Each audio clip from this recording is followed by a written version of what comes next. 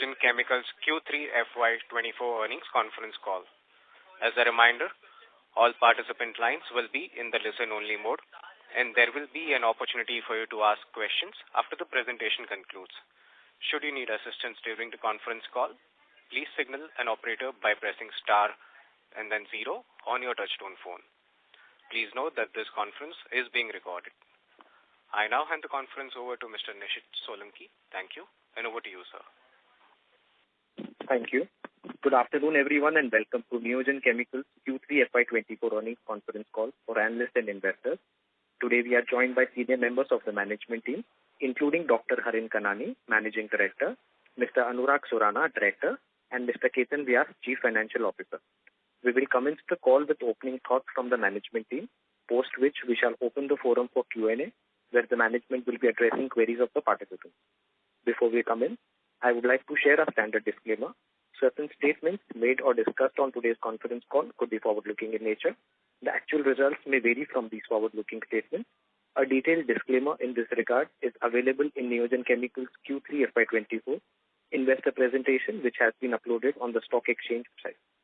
I would now invite Dr. Harin Kanani to share his perspectives. Thank you, and over to you, sir.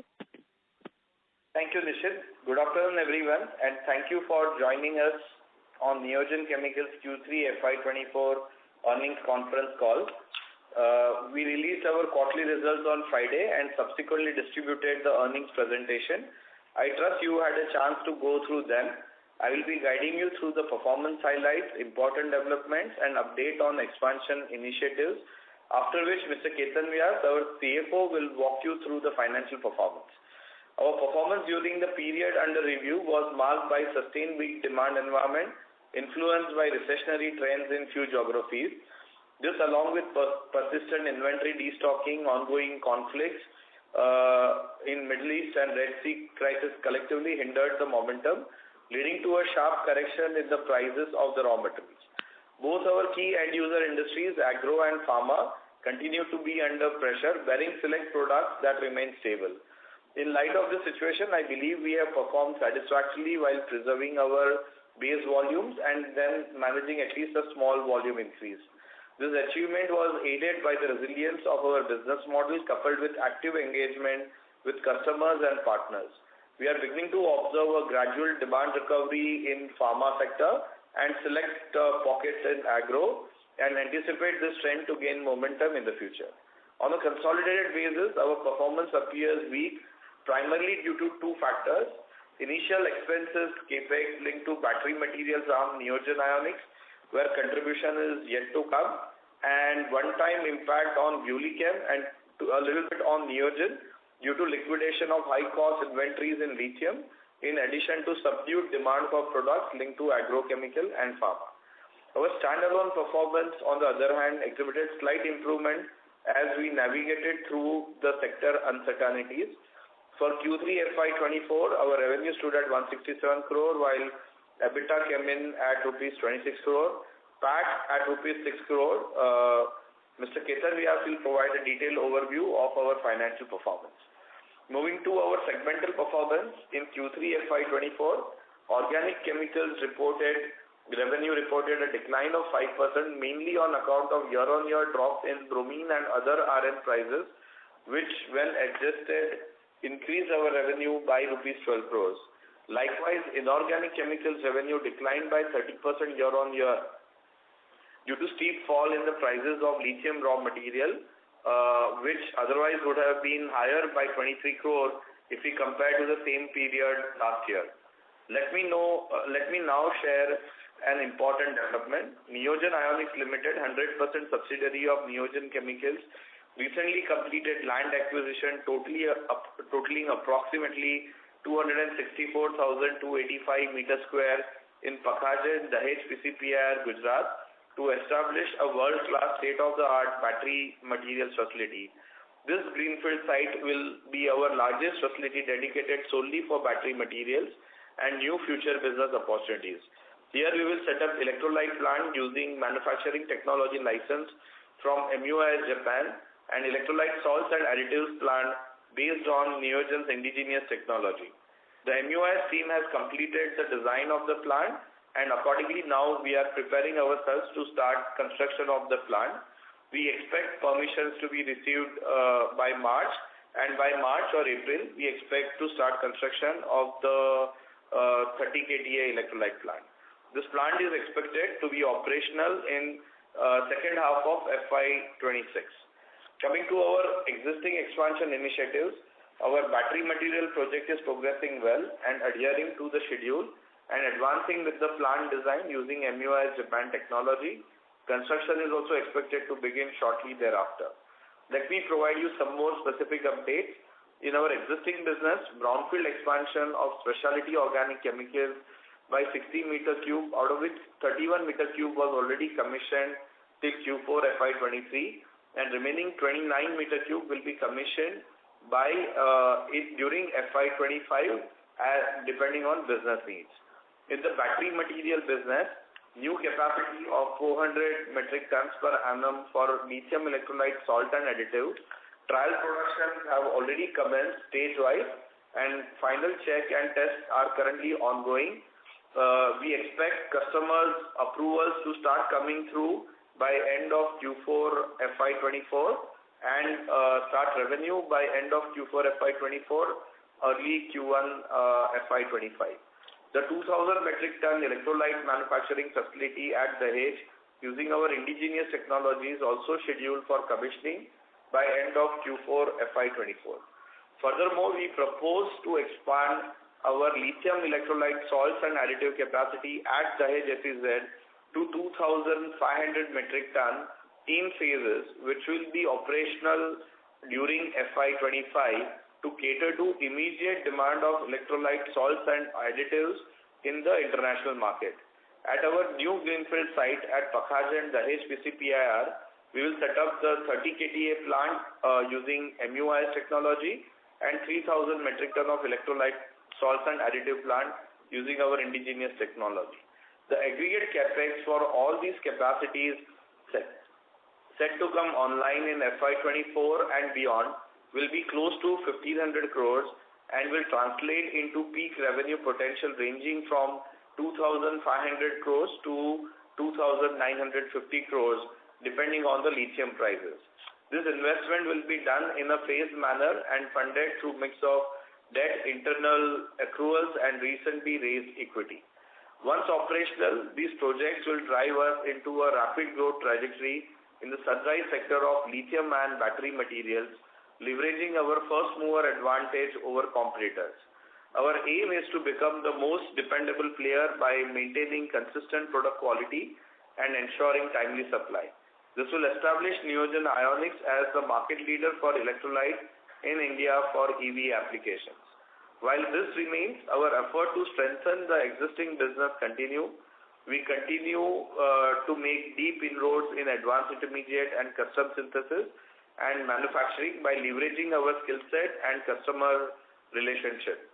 This, along with increased contribution from Ulichem, will anchor our performance going ahead, as now we are able to onboard new customers in India as well as in the international market on top of the existing customers of Ulichem, who after a brief period of 6 months of low demand are now starting to consume N-butyl lithium on a regular basis.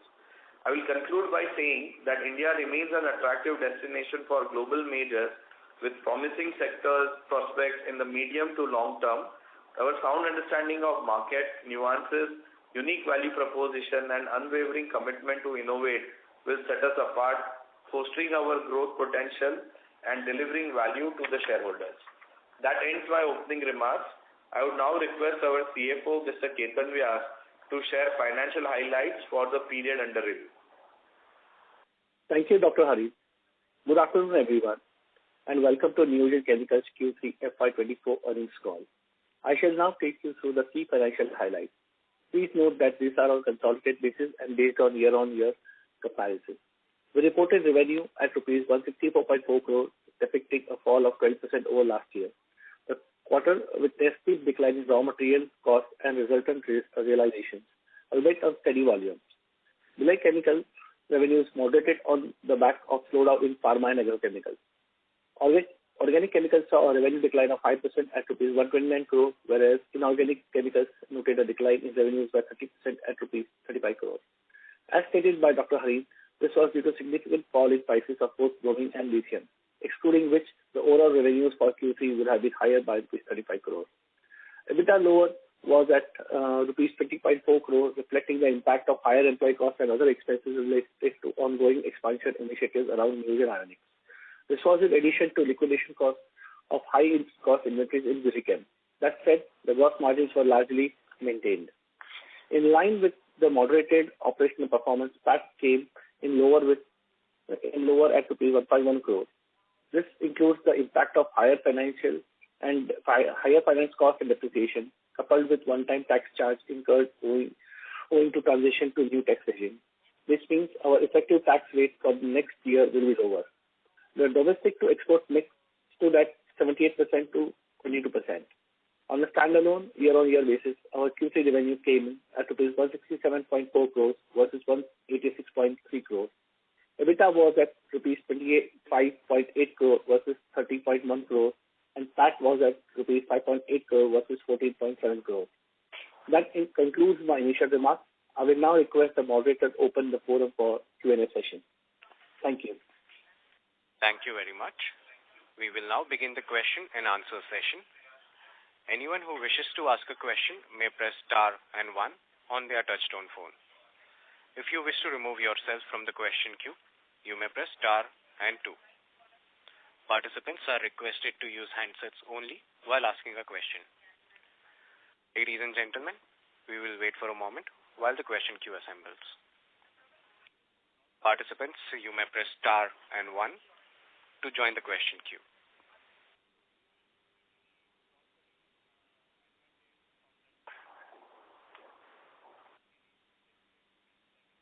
The first question is from the line of Manish Gupta from Solidarity. Please go ahead.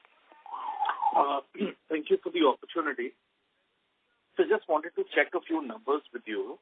Our gross block at the end of FY23 was roughly 400 crores. And the capex that we are doing in FY24, FY25 and FY26 is about 1,500 crores. So barring any new projects we announce, roughly by the end of FY26, will we have a gross block of approximately 1,900 crores? Is that approximately right? Yes. Okay. Now, sir, on our existing gross block of 400 crores, you do help us by giving revenue numbers. But the challenge is that because these revenue numbers are so strongly linked to lithium prices and bromine prices, it becomes a bit complex for us to interpret.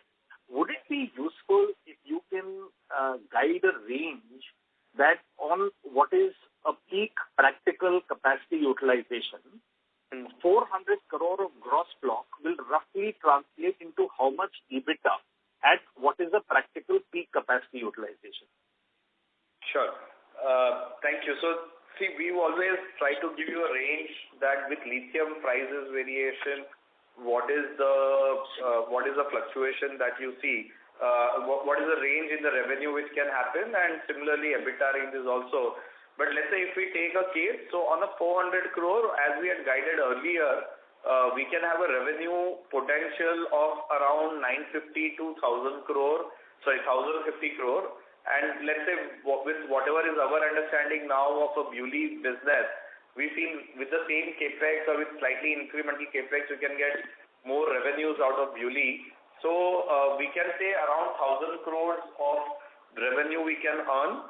And till we reach the full utilization level, our target would be to achieve at least 18% plus minus 1.5% kind of a EBITDA range. So let's say around 180 crores, and let's say if you consider the plus or minus range, that's somewhere between 170 to 200 crore EBITDA on a full utilization level in the base business. Okay, excellent, sir. So now, if, we say that, let's just work with a round number of about 180 crores. I do understand the range you're talking about. Yes. Would it be fair to assume that when we reach peak utilization on the 1900 gross block, our rata EBITDA for the company would be 1,900 divided by 400 multiplied by 180, roughly in that range. Would that be broadly similar? Or would because bulk of the incremental capex is actually happening in battery chemicals, you think the EBITDA there would, on a pro rata basis, might be lower or slightly higher than the base case? Yes. So, as I've shared earlier, in the battery business, basically we are looking more from a ROC concept. So we are basically targeting, because that business is going to be driven more with the lithium price, and even other battery materials also will fluctuate, depending on supply demand. I mean, what we have seen is the prices of solvents and lithium, what they were year ago or year and a half ago, versus today sees a lot of fluctuation. So we look more from a ROE, ROC point of view. But let's say if we were looking, again, the EBITDA there was more like 16 to 18% depending on lithium price fluctuation. So broadly speaking, yes. I mean, even if you take the revenue potential which we have given you of let's say 2,500 to 2,950. So on the 2,500, you can assume like about 18%, again plus minus 1.5% kind of an EBITDA. That will basically translate into total EBITDA of about 450 plus, like around 600 to 650 crore. I've just done mental math here. I hope, but that's what. But basically, you can take 1,000 crore at 18%, and another 2,500 crore at 18%. So beyond that, it will be a pass-through. And of course, as we reach full utilization levels in FY26, our target would be then to do a better product selection in our base business and then try to improve our EBITDA margins in the base business. Yeah, right. Yeah. My third question, sir, is that while the electrolyte is a new business for us, basis discussion with your technology partner, what is the typical life of these electrolyte plants? So the electrolyte plant which was established in Japan, I think 2 or 3 decades ago, that is still running. The plant which was set up in the US also for 8-9 years ago is still running. They keep making improvements, as customers' recipes become more complicated or modification, but generally the plant will run for a long period of time. And sir, how do you propose to depreciate these?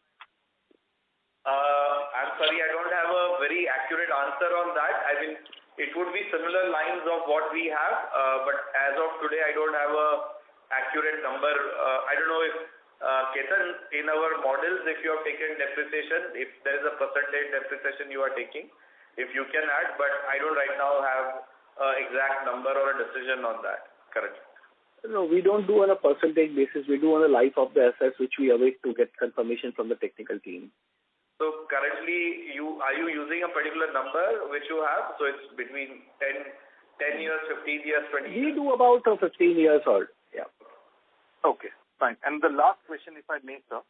Right now, we haven't announced any capex for the cathode, the LFP cathode.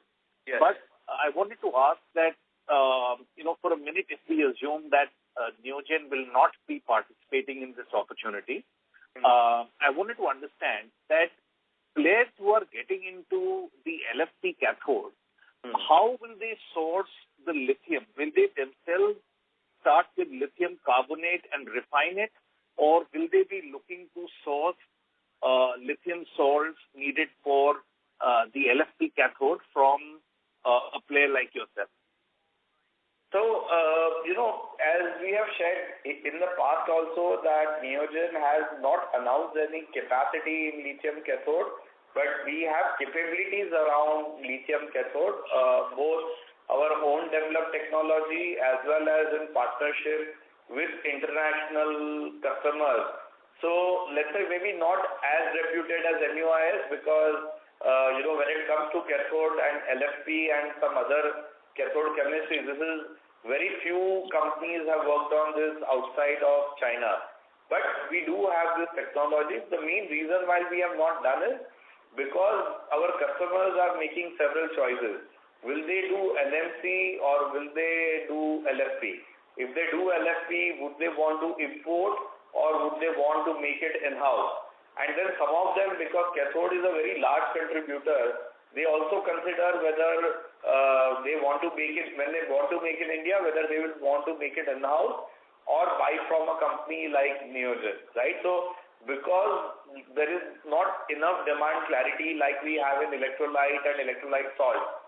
So we have not moved up with the capex or any plans around that. But we do have a visibility, and our only condition is for cathode we will move ahead only when we have a very firm, like a binding contract or like some kind of a joint development or a joint plant. Some such situation is only when we will basically venture into a cathode area. The way we have currently moved in electrolyte and electrolyte salt, we would not move into the cathode area just because there are multiple options. Whereas for electrolyte, there's a strong clarity that it has to be local. People want to buy from us, and most of the companies are not going to make it ourselves. So this was just clarifying on your cathode comment about Neogen. But on the second side,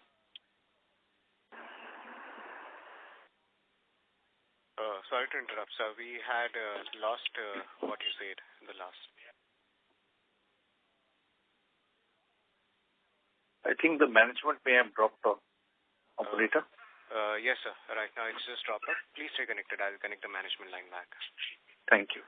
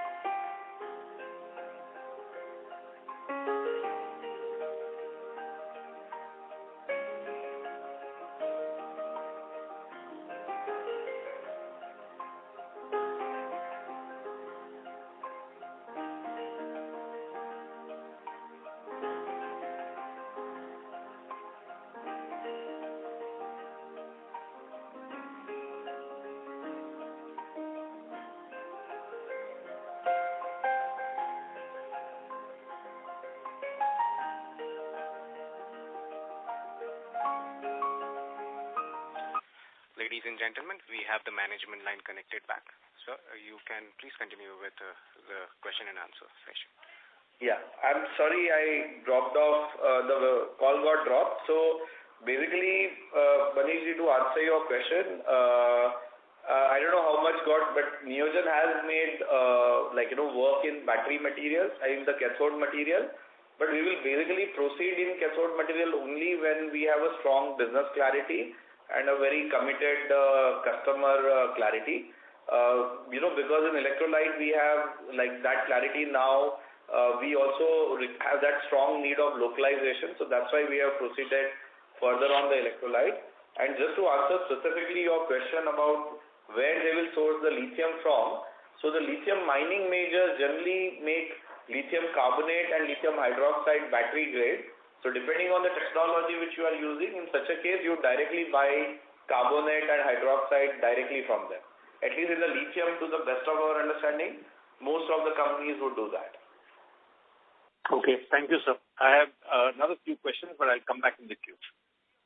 Thank you, Manish. Thank you. The next question is from the line of Abhijit Akella from Kotak Securities. Please go ahead. Yeah, good evening and thanks for taking my questions. Just on the inventory write-down first, would it be possible to share a number regarding, how much has actually been written down? So I think in BuliChem, not a write-down, but basically what happened in BuliChem is that we acquired the company in June. And in June, there was a very strong demand both from pharma and agro sector. So we imported, the raw material, which is lithium metal and other materials required for making N-butyl lithium. So this material came through by, let's say, August or September. But that is when the specific customers with whom we were working, their demand had gone down significantly, or, they had already entered into some contract. So then we were and last quarter, the lithium prices, instead of being above stable lithium price, they actually went below stable lithium price. So basically, we had to then sell this material at lower cost, which is today's market cost. So because of this timing mismatch, by the time we ordered, the material came and we were able to sell. Because of just the startup-related conditions, we were building that inventory. So there was a charge of around 4.5 to 5 crore is our estimate that we lost just because of the price fluctuation on lithium. So that was on the BuLi side. And also, as I explained, lithium had gone to stable price. So we were able to manage the journey of lithium from, let's say, $15 to all the way up to $80 and then back at $20, $25, which is supposed to be the stable lithium carbonate prices. But today, those prices have become even half of that. So on Neogen side also, we had around 2.5 crore related losses, which were because of the price dropping very fast, and we had an option either to wait more or for the prices to recover. But since we didn't see the price recovery happening very seriously, we basically decided to go ahead and sell at what is today's market price. So there was a 2.5 crore kind of a hit on Neogen and around 4.5 to 5 crore hit on the BuLi because of this lithium price fluctuation. So of course, with that, majority of the high price inventory, it's kind of already factored in. There will be some bit of impact of this on Q4, but Q1 onwards, so next financial year onwards, we should be back at normal, and you'll not see too much of further erosion or impact because of lithium price fluctuation.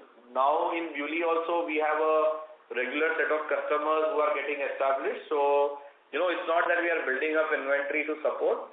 It will be more pass-through. So whatever material comes, we think we will have better pass-through and we'll be able to better take care of this in the coming financial year. Understood. No, that's really helpful. The other thing was on the CSM business, would it be possible to share some update on how the business has been progressing? If it's possible to share a split between the three components, of the base business, that would be helpful. And then specifically on CSM, how we are progressing in terms of relationships and molecule development and that sort of thing. Sure.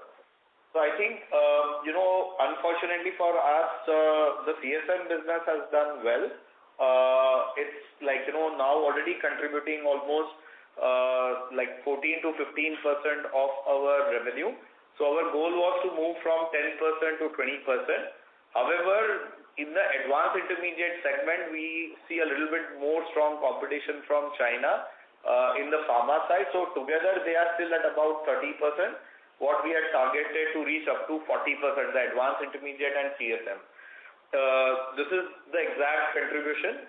Now, in terms of the relationship, so the positive news has been that more and more agrochemical companies have already now approved Neogen. We did the first trial campaigns for them, and we have done more than now 9 or 10 different molecules for different agrochemical companies. The demand for these molecules can be as low as 10-15 crores just to start the relationship, to as high as 50 crores per annum kind of a revenue potential. So that's the good news. The difficult news is that in the next year, most of them don't have a very large demand. So while the number of relationships have increased, number of molecules we have increased, but still we don't have a very good clarity, at least in the first half for the next financial year. So we are again hoping that beyond Q2, these existing relationships that we have built or the approvals that we have done will start contributing as the customers will start planning their 2025 calendar year demand, let's say in the second half, and that is when, if the agro recovers, then we have a good way to basically increase our revenue contribution from CSM business. Further, as we had mentioned, we also have now several projects into flavors and fragrance segment. So these are also now moving along, as well as some non-agro, non-pharma, non-flavor, like specialty application kind of molecules. So these also are now contributing. So to some extent, whatever agro we were not able to get because of weaker demand, these flavor and fragrance and other industries are supported. So when agro comes back, it will help us to make our CSM and advanced intermediate business stronger. Finally, our goal was that once the Dahej site is there, we start talking to the large 5 agrochemical companies in Europe and US. So most of these discussions have initiated. They have also started their evaluation work.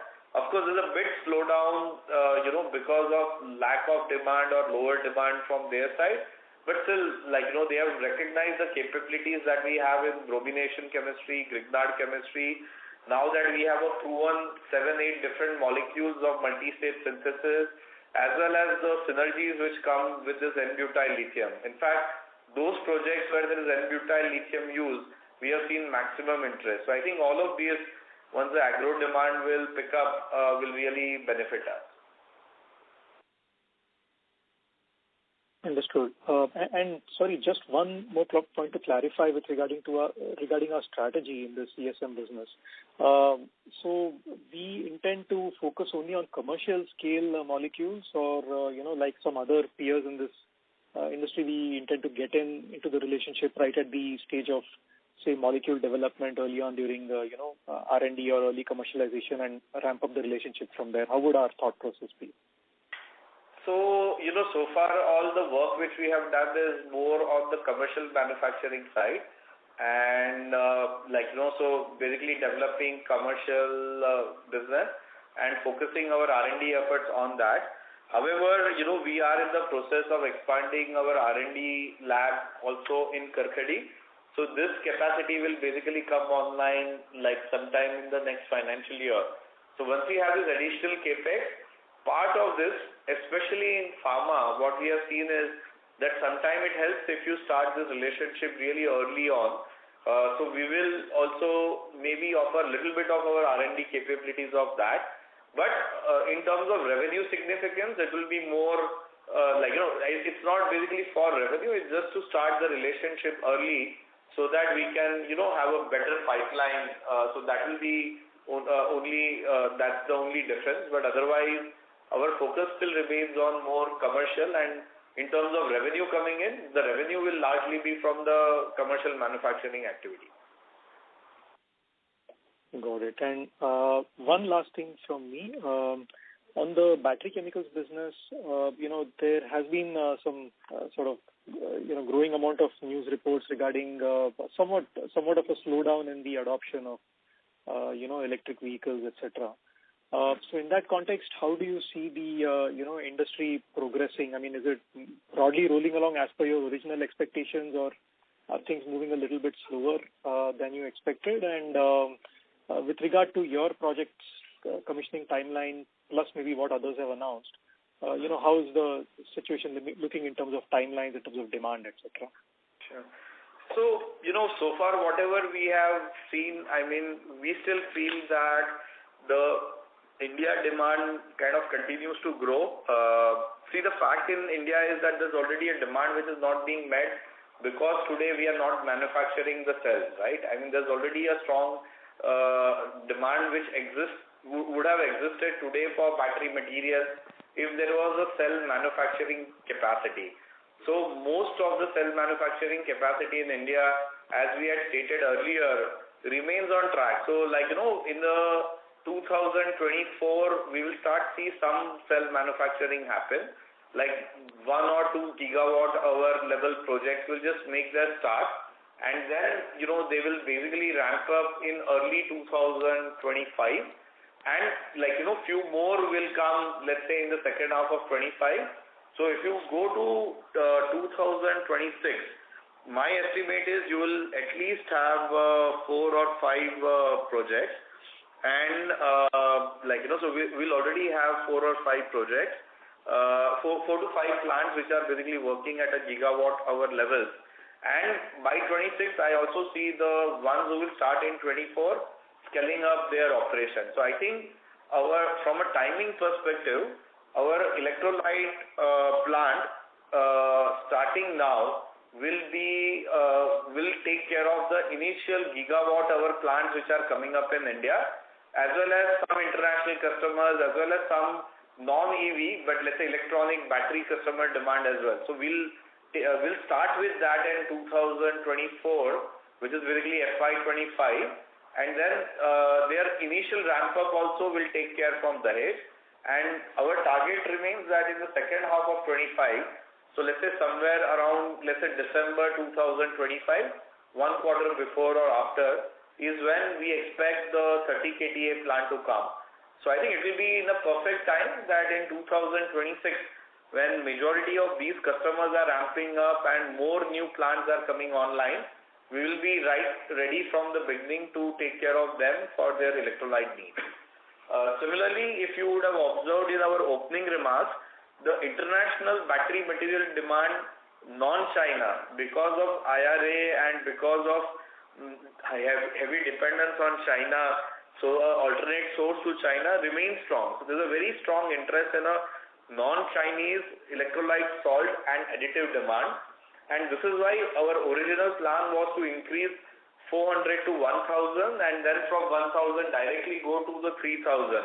But we had to increase the capacity to 2,500 metric tons to take care of the demand before our new plant will come up. So in fact, the way we are seeing that demand come in, it's actually getting preponed, the electrolyte salt and additive demand, as compared to what we had originally estimated. Whereas I think electrolyte demand remains on track.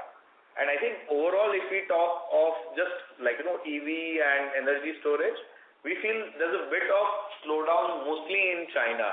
And of course, there's a little bit of challenge which people have seen in the US. But still, EV numbers continue to grow in all the regions. And I think the commitment of majority of the automakers also still remains. And the non-EV, which is basically energy storage application, is still picking up. Still the models are getting set around that. So that is also still a demand. As the world moves more and more to renewable, they will basically need more energy storage. So I think more or less we feel our electrolyte demand, the way we see, remains on track. The electrolyte salt and additive, we have actually preponed and added some more additional capacity, which has been also one of the reasons why our capex numbers the estimated capex numbers are higher. So that's based upon the final design that we received from Mitsubishi and this additional salt capacity which we needed to have, because we see the electrolyte salt demand kind of getting a little bit preponed in the international market. Understood. Thank you so much, Dr. Harin. I wish you all the best. Thank you so much. Thank you. A reminder to all the participants that you may press star and 1 to join the question queue. The next question is from the line of Jason Soans from IDBI Capital. Please go ahead. Yes, sir. Thanks for taking my question. So first of all, sir, just actually wanted to, confirm, from a previous participant, you mentioned that on a gross block of, just wanted to confirm this, on a gross block of 400 crores, just considering stable lithium prices and bromine prices, we're able to do revenue of 1,000 crores with an EBITDA margin of 18%. And then same thing, you mentioned that for battery chemicals business, with an EBITDA of 18%, 3,000 crore revenue potential. Is that right? That's what you mentioned? So 18% on 2,500. Yeah. The lower 2,000. 2,500, 18% on 2,500 crores. And on the base business side, 1,000 crores with an EBITDA of 18%, right? Correct, right. And plus or minus 1% is what we take in that, both. Yeah. Yes. Okay. Depending on the geography. Yeah. Yes. Sure. And sir, just wanted to know, in terms of, we have spoken about this before, that in terms of, sir, realizations, probably we're looking at a number of, for electrolytes, probably something in the range of $5 to $10 per kg. Just wanted to know, in terms of electrolytes as well as lithium salts, what are you taking an average realization considering a stable or an average lithium price? Just wanted to know what are the realizations you are taking in your calculations for this, for both these electrolytes as well as lithium salts. Yeah. So, the electrolyte realization is somewhere around $10 and it will depend basically on a recipe to recipe kind of a situation. Okay. Because each customer has a unique recipe in which, so it's very difficult to give one single price. And also, like I said, there's one price in China, there is one price in Japan, there is one price in US, and all of these are varying quite a bit. So what will be India's price depends on the volume. It will change as the volumes will increase. But again, as we said, electrolyte business is mainly going to be like a ROC driven kind of a business, and at least we see a ROC of 20% plus. So that's basically the basis of our assumption. So actually EBITDA number is like a derived number, but ROC is what we are targeting, because as you keep increasing higher capacities, you can afford a lower price based on the ROC that you are doing. Okay, so $10 per kg is what you're working with currently, of course. And lithium salts, sir, in dollars per kg? So again, there are multiple salts, and the range would be, let's say, around like $27, $28 to $35 in that range. Okay. Sure. And sir, just in terms of in terms of electrolytes, lithium salts, how are you looking at the traction on the ground with the negotiation customers, being Ola and TVS, Panasonic, etc.? How are the negotiations with the customers? Just could you speak about some color on the ground? How is the traction going on? Yeah, so we are having very good conversations with all our customers. Of course, the customers. So we have been giving few kg samples to these customers for almost last now 15 months. Now some of these have started like a larger trial. So they are also now buying, let's say, 100 kg, 200 kg kind of electrolyte volumes. And most of them are expected, at least 2 or 3 of them are expected and actually are after us to ensure that our facility will be ready, let's say by end of the current financial year, because they are expecting trials like larger, trials of their commercial plant start, let's say, in the first half of FY25. So we are on track basically to deliver that. So our facility will be ready so that we can give them the initial trials. So far, whatever they have visited Neogen, whatever quality systems of Neogen they have seen, or the quality of electrolytes they have seen, they are very happy with that. Also now with MUIS, we give them the option that if they want to try MUIS recipes, so we can also work with MUIS to suggest to them recipes which can improve the performance of their cells. So this is also taken very positively, and most of these customers remain engaged. In fact, what we are seeing that even more new OEMs, in India, who are either planning in future 2-wheeler and 4-wheeler, they are also engaging basically when they want to consider the option of making the cells in India. So this is in the Indian market. And internationally, basically, when we are talking of the electrolyte salts, so again, we are working with several customers where they are visiting our sites, they are taking our samples. Some of them have already approved our, samples from either R&D or the early production sample runs from the trial production runs. So we are also seeing a very positive feedback both on the salt in the international market as well as the Indian electrolyte customers, future potential Indian electrolyte customers. Sure, sir. And sir, just if you could just explain, sir, electrolytes of course have to be sourced locally, and I believe what is the impediment or what is the hurdle to so that it cannot be exported? And I mean, if lithium salts that can be exported, is my understanding correct? Or Yes. could you just So what is the impediment towards an electrolyte solution being exported or something like that? Yeah, so why does it have to be made locally? See, if you look at Mitsubishi, when they started in Japan, this technology started in Japan, they set up a plant in Japan. Then similarly, when their customers moved to, let's say, US, Europe or China, so they also set up a plant in US, Europe and China, instead of just setting up more capacity in Japan and ship, right? So the main reason in this is that, electrolyte require very low moisture content, very low acidity, very low impurities, and some of them have additives which require also temperature below 10 degrees. So if you think of tanks which are required for transporting this across the world, right? The cost of such a tank and the cost of transportation and sending these tanks to the customer, bringing them back, and especially if you have multiple customers with multiple chemistries, making sure that you deliver them, on time, whatever is needed, the particular recipe. So this is more complicated, and that's why, in terms of the performance and the quality of the electrolyte, it is always preferred that the electrolyte is made locally. Okay. Now, when you think of electrolyte salts, this salts, first of all, the volume of the salt that you are sending is usually between, let's say, if it's a salt, it's between 10 to 15%. And if it's an additive, it's between 2 to 5%. So the quantum of salt that you need to ship as compared to the quantum of electrolyte reduces, right? The second thing in this is that this doesn't require low temperature, the shelf life is longer. It still requires moisture-free conditions, so it requires a specialized packaging, but the volume of it is lower. And the fact today also remains that 90-95% of the salt is in China. So people are anyway used to buying from China and then making the electrolytes locally.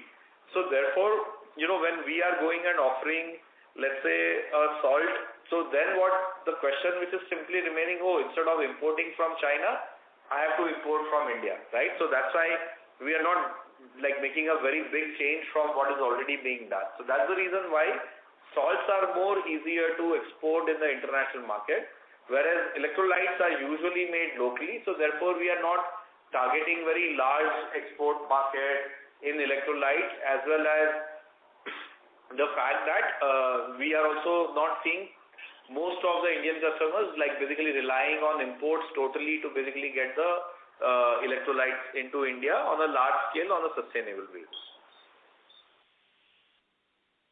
Yeah, sure, sir. Sure. So, okay. So, sir, fine. Now, in terms of, sir, of course, we have seen, specialty chemical companies, we've seen a weak underlying demand, which is driven by driving down raw material prices and hence realizations as well, especially with Chinese competition, especially with generics, etc., being very intense. And they are driving down intermediate prices also. So just, sir, in your sense, do you think we have bottomed out, or, just some color on how have we bottomed out? Probably we can see a gradual recovery from here on the world markets. What's your sense on the entire pricing? Of course, with the falling prices, our EBITDA also, absolute EBITDA definitely has gone down. That's been the story of this. So just wanted to understand from in your sense, how is it? Do you see the prices realizations having been bottomed out and a gradual recovery from here on, or is there more pain still left? So what we have seen is that in pharma, we are basically saying that, more or less, again, in pharma, there are some customers who are basically doing okay. And there are some customers who have already recovered, and there are still some customers who are, still recovering. So there are some categories antiretrovirals or some specific large molecule even related to heart-related ailments. So they are still seeing that, there's still inventory corrections happening and the demand is still coming up. Whereas there are some segments, more specialty, more niche pharma, have already recovered on the pharma side. On the agro side is where we've seen more challenge, where people are still not getting visibility. So of course our supply chain is in the international market, especially in Japan, and in India, basically people who are working with innovators. So most of these are basically guiding us that only in the second half of the calendar year, when they will start looking at 2025 demand, that is when basically agro will improve upon. Also, so in terms of raw material prices, we really feel that most of the people had predicted a stable lithium price, which is slightly higher than the previous 30-year-old average. Let's say the 30-year-old average is at around $12 to $15 of lithium carbonate, and what most of the people were predicting, $20 to $25 will be a long-term stable price of lithium. But unfortunately, today the lithium prices have gone down towards historically low or historical low average of $10 to $12. So we don't see further decrease, because as that happens, more and more new age mining companies or the newer mining companies, who especially those based out of Australia, will not be able to sustain it for a long period of time, reducing the supply. So anyway, this is what is our belief, that it should not reduce further down. If at all, maybe 10-15%, but not a very large decrease from today. And because the prices have gone down so much, by 2025-26, when there is again revival and more battery production will come in non-China markets, that is when you might see another lithium price jump. So this is anyway my estimate, but let's see how the markets proceed. And I think our EBITDA, it's bearing this particular lithium thing, and the fact that we have not yet reached full utilization the way we have targeted, we feel more or less our EBITDA margins, we have still done a decent job to protect it. It's just that this $25 to $12 was something which took us by surprise, and our customers held back, and especially the Julie situation, because we were just starting. It came at a little bit wrong time when we were not fully ready. But going forward, we'll be able to manage it better. Sure. And sir, just wanted to... sorry to interrupt. Yeah. Jason sir, may we request you return to the question queue? Sure. Several of the participants waiting. Sure. Thank you. The next question is from the line of Yash Shah from Investec. Please go ahead. Hi sir, thank you for the opportunity. My first question is more of a clarification question, sir. Last quarter, sir, we had revised our expansion for the salt, electrolyte salt, from 2,000 tons to 4,000 tons. I heard you saying basically 2,500, mentioning 2,500 something. I'm really not sure about it. Can you please reiterate the same? Sure. So the 4,000 was broken down into 1,000 metric ton in our Dahej facility and 3,000 metric ton in the Greenfield facility. So now, because we are seeing more stronger demand of the salt, that 1,000 is being increased to 2,500 metric ton, and we are seeing 3,000 metric ton still in new Greenfield remains constant. So total is becoming 5,500 metric ton. So what we had increased from 2,000 to 4,000 now stands increased to 5,500 metric ton, and the increase is basically coming in our Dahej facility, because the customers are not able to wait till our new facility comes online. So we are using the existing land available in Dahej to increase to this capacity. Understood, sir. So basically, and this the rest of the 600 tons, it was expected to come by the end of next quarter. So now, since we've increased it to 2,500, when is that expected to come, sir? Since we've increased the capacity in the brownfield side.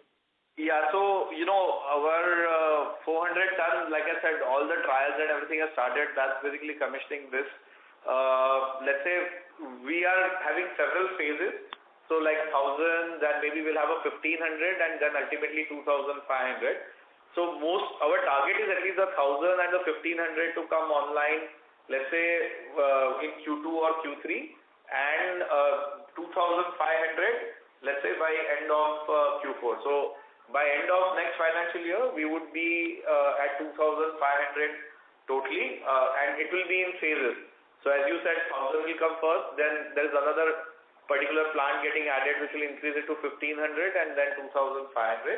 All of that will be happening in next financial year, and then that will take care of FY26 requirement of our customers, and then another 3,000 metric ton will get added in FY26. That will basically take care partly of our own electrolyte requirement and partly take care of the additional requirements of our customers. Understood, sir. That was really helpful. So my next question was on the base business. Now, as we've mentioned before that, we had a 36 crore impact in the current quarter. So now if we just look at the numbers which were there in the last year, same quarter, we would ideally touch 200 crores, and that will be ideally the same at the same amount of volume. So just really wanted to understand, since agro makes about 60 to 65% of our base business, is it like which end user industry did you see this demand from, and also in which geography, sir? If you can just harp a little more on that. Sure. So just to clarify, that 200 crore what you have calculated is when the lithium prices were at its highest, right? So again, that was the peak volume, and of course on a full utilization we will cross that, but today we are not there, so the plants are not fully utilized. The second clarification I wanted to make, for us pharma was always higher, so it's 50 to 60%, and agro was around 20-25%. So that 20 to 30% in that range, depending on, so that 20 to 30 is a bit lower, which has been right now made up by pharma and like some business which I told you, flavor and fragrance, and some non-pharma, non-agro, so basically other industries. So that has made it up. Understood, sir. Understood. And any particular geography, sir? Is it Europe or US, Japan, if you can? No, so currently, especially our agro business, as you know, was mostly international. So, and even in India, it was linked to the international. So that is where you have seen our exports have gone down significantly, mainly driven by that, as well as the fall in lithium prices. So it's mostly we have done more pharma customers. So we've done molecules which we were normally not doing, but we've done those molecules in this quarter to make up for the shortage in the demand. So mostly it's pharma, generic India. Got it. And sir, one last question. I just wanted to understand what is our current gross debt, and with this expansion coming in, what do we target as our gross debt to EBITDA ratio or net debt to EBITDA? So our gross long-term debt today will be somewhere around 150 crores, and like say working capital will range between around 200 to 250 crores, in that range, depending on which period of time you are basically looking at. I'm sorry, I don't have the number for long term, and maybe in the next call we'll prepare and we'll give you an update on that. Or you can send us an email, and if it's not a non-public information, we'll try to share it with you. Perfect, sir. Perfect. Thank you very much for answering all my questions. All the best. Thank you. Thank you. The next question is from the line of Anirudh Shetty from Solidarity Advisors Private Limited. Please go ahead. Hi. Thank you for the opportunity. So my first question was on, when we look at our battery chemical business, the assumption of margin behind that ratio of 20% upward is actually 18%. Just want to understand, unlike our bromine business where we have a long-term history, the business model is more established. This is more of a nascent business, economics are evolving. So wanted to understand the basis behind, our assumption of 18%. And also, it's two segments, electrolyte and salt. So if you could just give some color on what is the implied margin for electrolyte and salt respectively.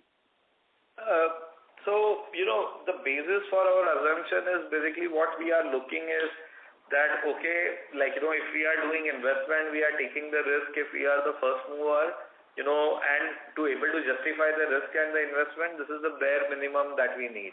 Now, when we put that bare minimum number and arrive, let's say, at what is my selling price, right? Because you would put all your costs, your depreciation interest, then you'll put this number and arrive at a cost. And what we have seen is that when we put that cost, let's say when I'm talking of salt, we are expensive as compared to China, but we are cheaper as compared to Japan and Korea, which are the next two available options, right? So then we are confident that, look, this is something which if somebody says, I want a non-China price, or in fact, if we are looking at more stable, because right now the China prices are very depressed because of overcapacity. But if I were to, put the old lithium prices, and if I were to look at stable salt prices in China, we are more or less tracking that. So that's the reason why we feel confident enough that this is something which, we will be able to use it. We'll be able to get.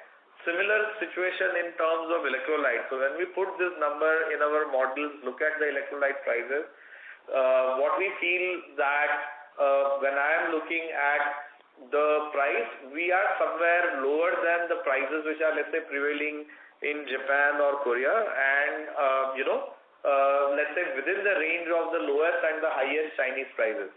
So we feel like, if the remaining markets also are able to sustain that, and this is what we have done. So therefore, this is a business. Again, there is no buyer, there is no seller of this in India today, and this is a fragmented, more geographical, concentrated market the way we have seen. So therefore, right now, this is the basis of our assumption. Got it. Right now, there's no local manufacturing. A lot of it is being imported. Would it be fair to assume that a lot of the imports are coming from China? At certain scale, would it be fair to assume that as a local supplier, and there would be some PLI benefits as well, would we be cost competitive versus China at a cell level, or will there be requirements for some anti-dumping duties to kind of bridge the gap? You are saying at the cell level? Yes. I think this is a question you have to ask my customers, cell manufacturing. But most of them are confident enough that they should be able to, because what we have seen worldwide, and I think if you see some international reports also, while the cell manufacturing cost has dropped dollars per kilowatt hour has been dropping, but what people are commenting that majority of the scale benefits are already achieved. Like for example, when somebody was making only 10 megawatt hour or 100 megawatt hour, from there you went to 1 gigawatt hour. So the savings that you do when you move from 10 to 1 giga is substantial. Then from 1 people started going to 5 or 10 gigawatt hour, and then from 5 and 10 now today people talk of plants which are 20-30 giga. So as you start going to these scales, so as long as you started designing your plant at 20 giga, 10 giga, 20 giga and multiples of those, what I have gotten the feedback is beyond that the scale benefit is not that much. Okay. So basically then you are driven simply by what is the material cost, what is the efficiency with which you are operating, which will basically make 10%, 15% kind of a difference. So I personally believe majority of the scale benefits that we needed to get, we have gotten.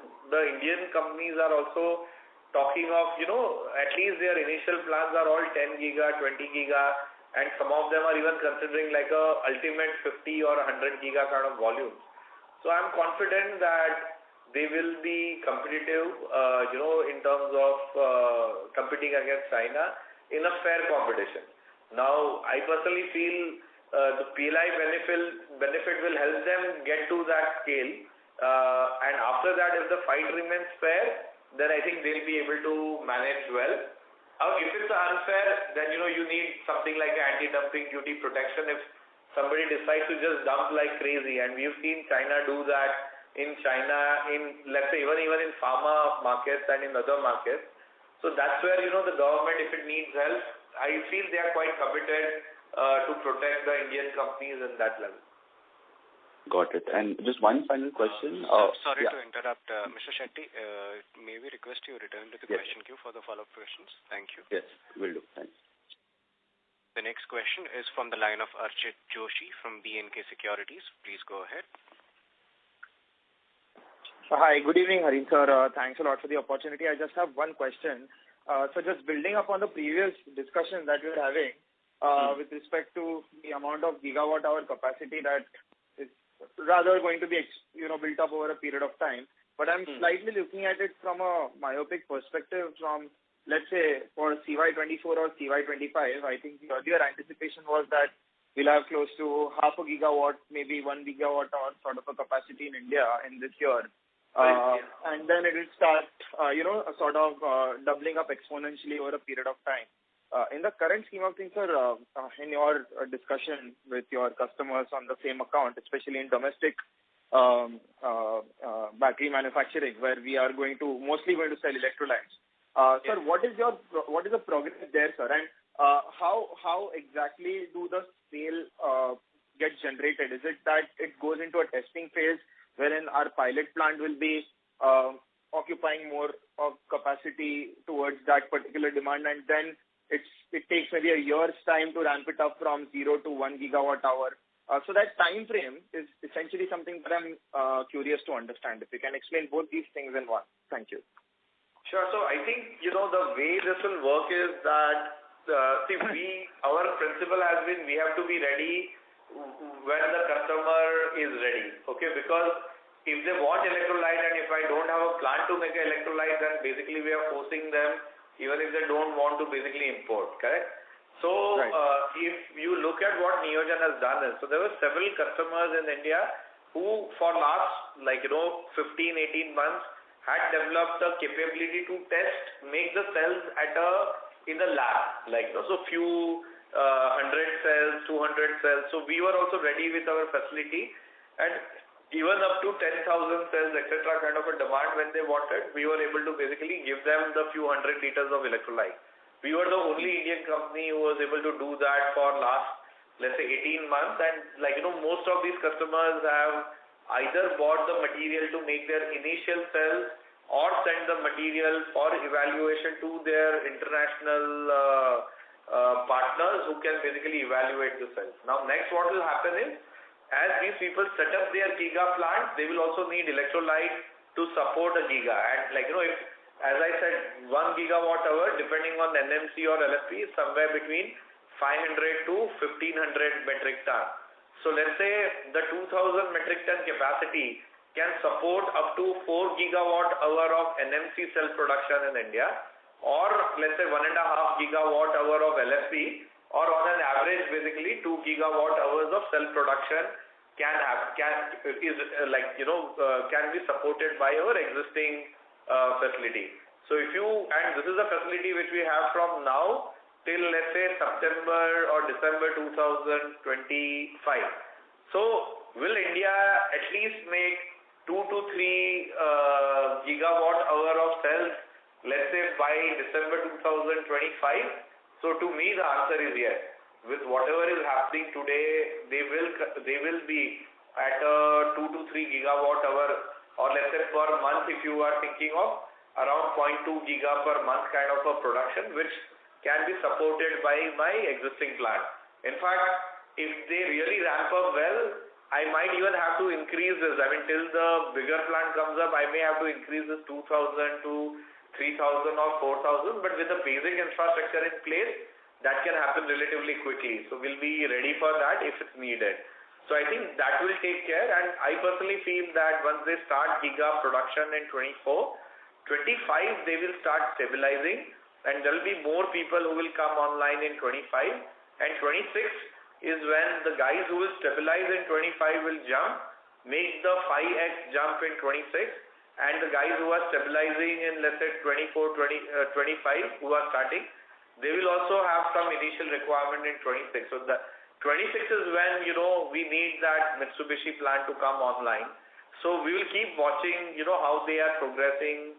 And while the Mitsubishi plant, so they already finished the design, they've already shared the final design numbers, estimation of what is it that we will need. So we have also completed that, and we are in a very advanced stage talks with some of the lenders who want to give us a very long term. So they also looked at this as a priority long-term project finance kind of a mode. They are giving us preferential terms also, so that we can manage, our debt service coverage ratios and things like that. So I think if we look 2030 number of 150,000 metric ton kind of electrolyte demand, I personally feel that will happen. By 2025 end, will my 2,000 metric ton run at a full capacity? My guess is yes. So if I'm starting in, let's say March 24, and by let's say 18 months or 21 months, if I'm reaching full utilization levels, I will be very happy with that. And the 30 KTA plant, I still believe, if it starts in end of 2025, basically the FY26, so full utilization of that might happen in FY28 or FY20. Got it, sir. Just a small one. So this year we are not expecting any battery capacity to come online, right? No, the salt is coming online. So that, like I said, already trial runs have started.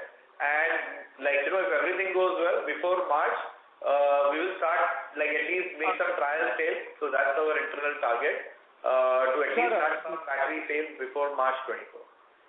Sir, not ours. I was talking about the gigawatt hour capacity in India for this year. Any visibility on that? When you say this year, meaning FY24 or FY25? Let's say CY24, this calendar year. No, I still have, there is battery capacities which would come online in calendar year 24. At least whatever I have seen so far, they will not be fully optimized, they will not be running at full capacity, but they will start manufacturing cells in the current financial year. I mean, in the calendar year 24. Got it, sir. Thank you. That's great, sir. Thanks and all the best. Yeah. Thank you. The next question is from the line of Manish Gupta from Solidarity. Please go ahead. Sir, just wanted to ask, for this entire CapEx program, would you now need to raise any more equity? We'll answer that question. As of now, we feel what we have raised is sufficient enough. The banks also, the financial institutions also with which we are also looking at, we are also working with are also satisfied with the amount of equity which we have raised. So it's not a necessary condition, but whether it's a desirable condition or not, and when, between let's say now till 2026. So that's the question we'll take a look. That will depend on how fast and how aggressively the base business will recover, how BuLi will start contributing, and how exactly we are phasing out the electrolyte salt and electrolyte capacity. So we'll keep a watch on that. Again, it's not a necessary condition, but if it's a desirable condition, considering market volatility, we'll basically take a view on that as the year progresses. Just a follow-up on this, sir, that, you've mentioned that you are comfortable with a debt to equity of 1.25. But if we were to look at, a lot of our earnings are perhaps going to be more back-ended, more FY28 and FY29, right? What is the debt to EBITDA number that you will be comfortable with, say, going into starting FY27? FY27? Yeah, because that's when the battery chemical business will really start contributing, right? So that's the build-up phase. Okay. So if it's a 1,500 crore capex program, and you're not going to raise any more equity, the amount of debt in the business relative to the earnings or the EBITDA, seems to might really expand. So what's the number you're comfortable with on debt to EBITDA? So ideally we want debt EBITDA to be below 3, but like I said, for a certain period of time, as long as we have comfort in terms of, the repayment schedule. So like the DSCR and those numbers also become more relevant, right? What is the interest you are going to cover, etc. So I think, ideally we want it to be below 3. Okay. We know for a certain period of time it will be high. So that's a call that we'll have to take at that time. Thank you, sir. And that's the reason why I told you that, it's not that we are close to taking equity.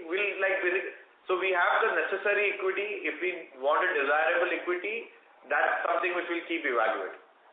Yeah, very clear, sir. Thank you.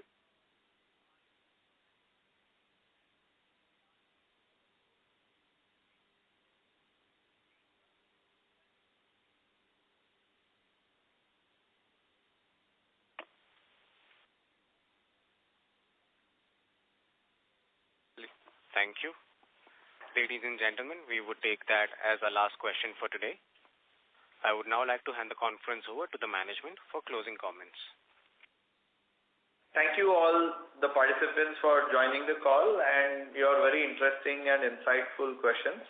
I hope we were able to address your queries. If you have any further questions, please feel free to reach out to our investor relation team and we will address them.